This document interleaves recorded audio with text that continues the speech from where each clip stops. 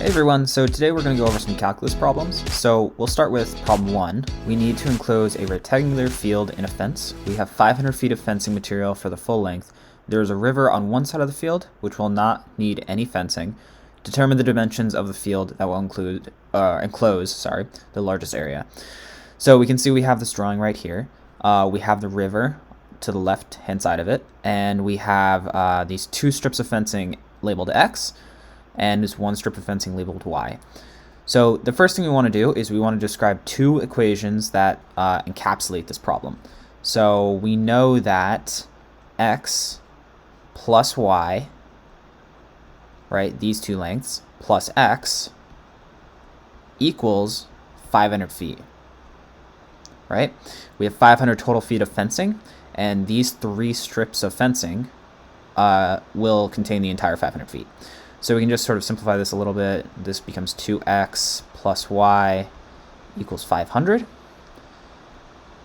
Now, we're going to need a second equation to optimize this. We know that the area, right, the total area enclosed in this fence can be described as A for area. Let me just draw that better. A for area is equal to x times y, right? X times y. Okay, so now we're going to solve for one of these equations. We'll solve for y since it's not being multiplied by anything. So just subtracting 2x from both sides gives us y is equal to 500 minus 2x. And now we're going to substitute this into our a, right? So we can rewrite this as a is equal to x times 500 minus 2x. We'll distribute through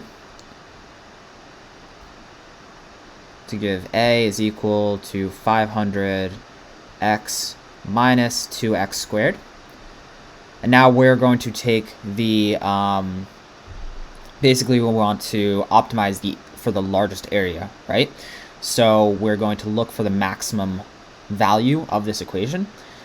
So if we take the derivative and set it equal to 0, we can find the maximum, right? If we have a curve, if we have some curve like this, we'll say some inverted parabola, when the slope is equal to 0, that is the highest point on the curve, right?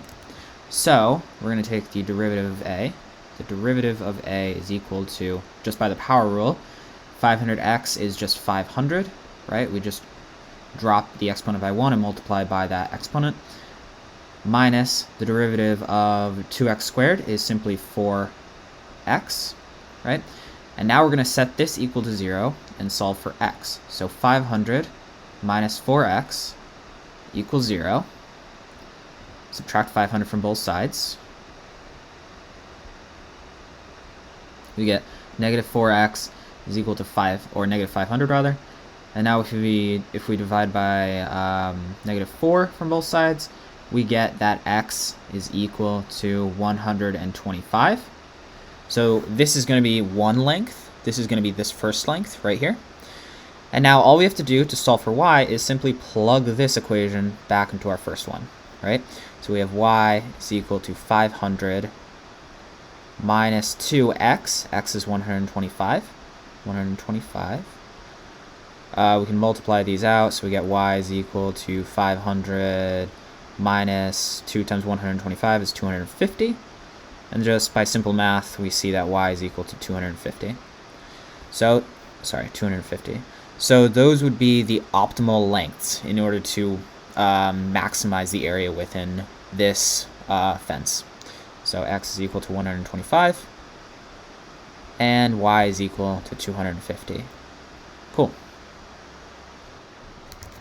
Okay, question 2. Integrate the definite integral from 2 to 6 of f of x for the function f of x equals x squared plus 6x divided by y minus 17. So the first thing we're going to do is we are going to substitute in f of x into here. So we get x squared plus 6x divided by 5 minus 17. And now we're simply going to take the definite integral of this. So when we're taking the integral of a polynomial like this, it's fairly simple. We're just going to take the antiderivative of each term, right? And the antiderivative is literally what it sounds like. It's the opposite of the derivative. So when you'll take the derivative of some function, let's say we have g of x equals, let's just say x squared, right? Make it easy. When we take the derivative of this, when we take the derivative of g of x, we're going to drop the exponent out front and reduce it by 1, right? So this would equal 2x to the first. When we take the, actually, we can just do this. So when we take the antiderivative of this, we're going to end up with something like, we're going to raise the exponent by 1. So this will go from 2 to 3. And then instead of multiplying by the exponent, we're going to divide by the new exponent, right? So that's how we would go about finding the antiderivative of a function. We would just go in the opposite direction. So for this, right, we can see that the antiderivative of x squared is simply going to be x to the third divided by 3, right? Raise the exponent by 1 and divide by the new exponent. This is going to be plus, well, 6x divided by 5. We're going to raise the exponent by 1. So we'll drop this out front. Raise the exponent by 1, bring it to a 2, divide by 5 times the new exponent, so times 2, and then minus 17. Remember that there is technically an x to the 0 power in front of this. And so what we're going to have is we're going to have 17x to the first, just divided by 1. And since anything divided by 1 is just itself, we can drop that out. So we're just going to have 17x, and this is going to take bounds from 2 to 6. Since this is a definite integral, we don't need to worry about adding a plus c to it. And so this will become, let's see, we want to take, well, first of all, let's simplify this a little bit, right? So we have x cubed over 3 plus, we have 6 over 10. That can be rewritten as, let's see, so 6 over 10. We can divide out a 2 from both of these, so that would be 3 over 5, right? So we'll rewrite it that way. So 3x squared divided by 5 minus 17x. And we're going to take this from 2 to 6. And now it's just simple math, right? So we're going to go 6 cubed over 3. We'll put this all in square brackets. It's going to get a little long here. Plus 3 times 6 squared over 5. Minus 17 times 6. And this is all going to be subtracting off 2 cubed over 3 plus 3 to the second power divided by 5 minus 17 times 2. We're running out of space here. Sorry, guys. Square brackets there. Okay, so you're going to have to do a lot of simplification here, but it's just algebra, right? And we see if we go through the entire simplification process, we're going to get something equivalent. We're going to get a fraction, but if you take the decimal of that, you're going to get 20.533. And this 33 is actually going to be repeating, but we'll just write it as 533 to be simple. And this is taking the definite integral. This is what you would have to do. This is the whole process. It can get a lot more complicated, but this is a simple polynomial example. Problem 3. Use the definition of the derivative to determine whether the derivative of f of x equals the absolute value of x exists at x equals 0. Okay, so the first thing we have to do is define the definition of the derivative. So if we have some function f, the derivative of f, or f of x I should say, is equivalent to the limit as h goes to 0 of f of x plus h minus f of x all over h. So when it comes to the absolute value, and specifically at x equals 0, we can substitute in 0 into this equation.